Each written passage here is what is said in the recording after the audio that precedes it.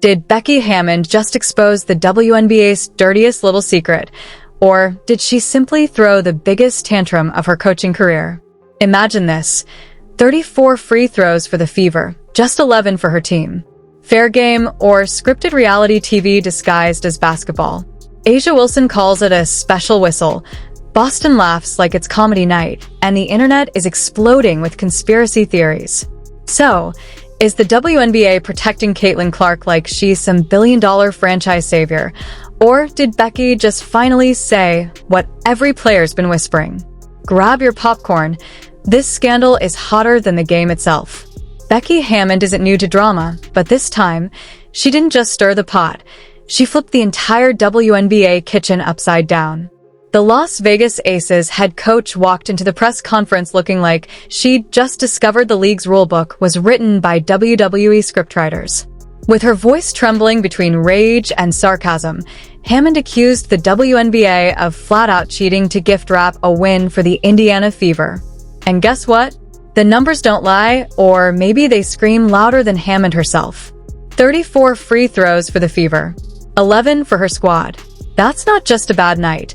It's a crime scene in sneakers. But hold on. Before you think Becky's outrage came out of nowhere, let's rewind.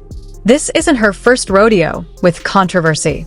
She's been called fiery, outspoken, even reckless with her words.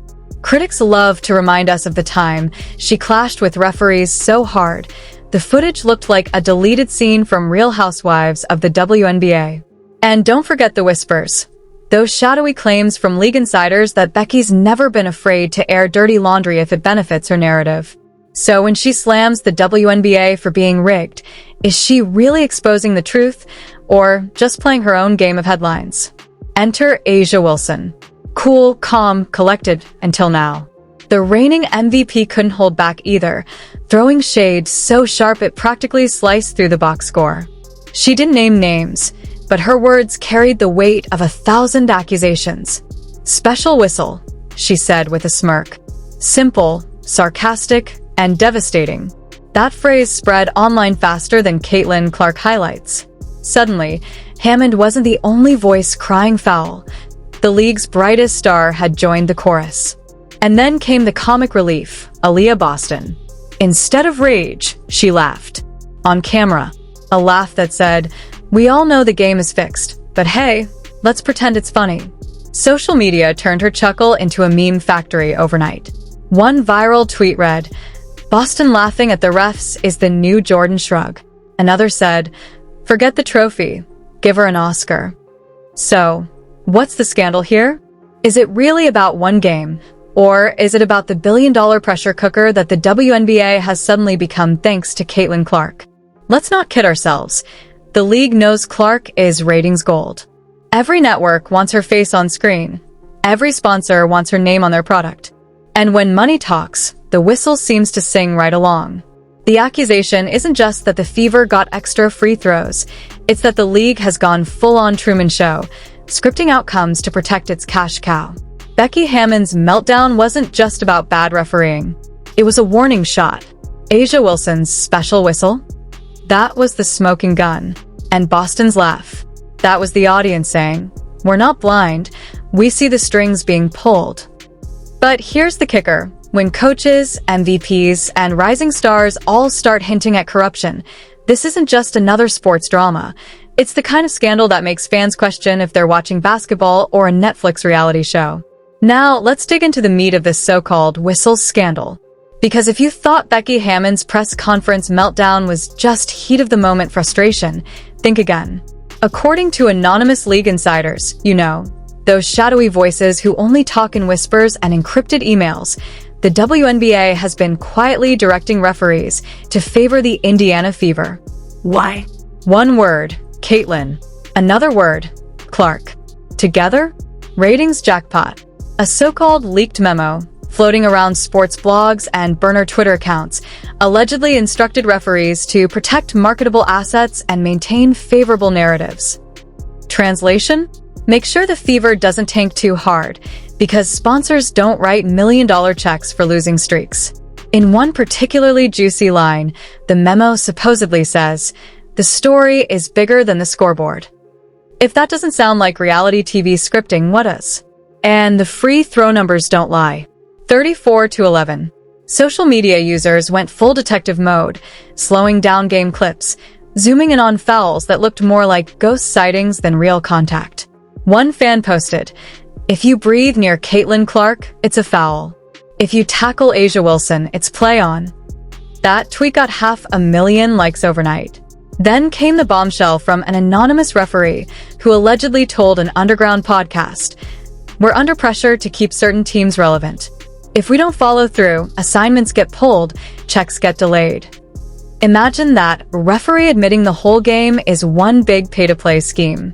True or not, the internet ate it up like it was gospel. The backlash was instant. Fans started flooding comment sections with hashtags like #FixedForFever, #SpecialWhistle, and my personal favorite, #Mbonba. Memes of referees in striped shirts holding pom-poms for the Fever went viral. One clip even showed Becky Hammond photoshopped as a wrestler, screaming into a mic, "The league is rigged, brother."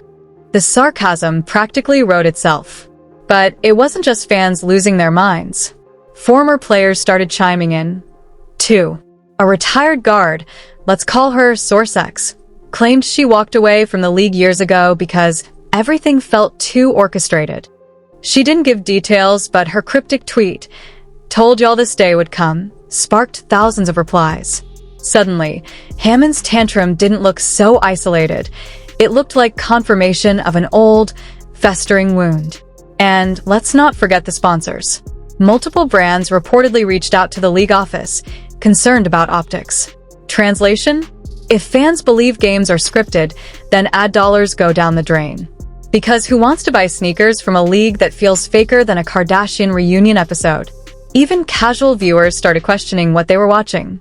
One viral TikTok showed a fan ripping up her Fever jersey on camera, yelling, "If I wanted scripted drama, I'd watch Netflix, not basketball." Meanwhile, Fever diehards clapped back, defending their team, saying critics were just jealous of Clark's spotlight. The fanbase divided overnight, and suddenly the WNBA was trending worldwide for all the wrong reasons. So here we are. One coach fuming, one MVP throwing shade, one rising star laughing, and an entire internet army digging for receipts. If this is just about bad officiating, why does it feel like we're uncovering the sports version of Watergate? When a scandal this loud hits the headlines, the fallout is inevitable. And Becky Hammond's post-game explosion didn't just echo in one press conference, it ricocheted across the entire sports world. By the next morning, ESPN analysts were whispering words like corruption and rigged outcomes, with the same seriousness usually reserved for political scandals. The WNBA, once celebrated for its growth, was suddenly facing its darkest credibility crisis. Rumors began swirling that the league office had already launched an internal review. Translation: a frantic scramble to cover their tracks before the media storm turned into a government probe. Insiders claimed WNBA Commissioner Kathy Engelbert called an emergency midnight meeting with executives, demanding to know how a single game turned into a national conspiracy theory. One source described the mood in the room as pure panic, with Engelbert reportedly slamming her hands on the table and yelling, "Do you realize sponsors are threatening to pull out?" The fallout wasn't just financial, it was political. Lawmakers in Indiana and Nevada started publicly questioning the league's integrity, with one senator mockingly tweeting, "If the WNBA wants to rig games, they should register as a reality show, not a sport." That tweet alone got over 1 million views in 24 hours. Imagine the embarrassment, an entire league being compared to Keeping Up with the Kardashians. Meanwhile, the referees found themselves under siege. One whistleblower, pun intended, hinted that certain officials might be subpoenaed if federal regulators stepped in. Imagine refs being dragged into a courtroom, forced to explain why Caitlin Clark gets superstar treatment while MVPs like A'ja Wilson get tossed around like practice dummies. It sounds absurd, but so did Deflategate, until it wasn't. And then there's the money. With fans losing faith, ticket sales dipped almost instantly. Reports say some arenas had entire sections empty for the first time this season. Sponsors, terrified of being linked to a scripted league, began holding back payments. A leaked financial report hinted at a potential multi-million-dollar deficit if the scandal didn't cool down soon. For a league already fighting for mainstream stability, this wasn't just bad, it was apocalyptic. But perhaps the most shocking consequence was internal mutiny. Several players reportedly reached out to the Players Association demanding an investigation. A few even threatened a boycott, claiming they wouldn't participate in a circus if the integrity of the game was dead. Imagine that, the league's own stars walking away at the peak of its popularity. And yet, through all this chaos, Becky Hammond stood firm. A'ja Wilson didn't back down. AliyahBoston kept laughing.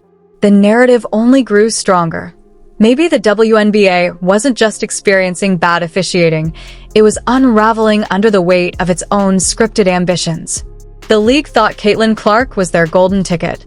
Instead, she might be the spark that burns the entire empire down.